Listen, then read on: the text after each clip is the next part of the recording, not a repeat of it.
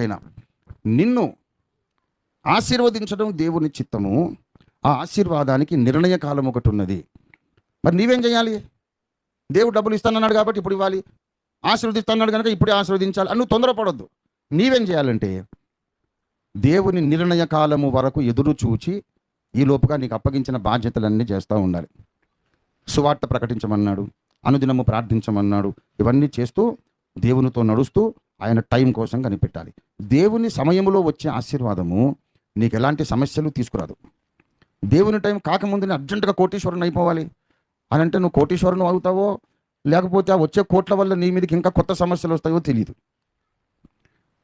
ధనవంతులగుటకు మనము కోరుకొని మనము పరిగెత్తితేనేమో ప్రమాదం. మనల్ని ధనవంతులను చేయాలని సంకల్పించి పేదవాడుగా పుట్టినటువంటి ఆ మహాదేవుని సమయం కొరకు ఎదురు చూస్తే తన సమయంలో ఆయన అద్భుతంగా నిన్ను ఆశీర్వదిస్తాడు. దేవుని స్తోత్రం, హల్లెలూయా. This applies to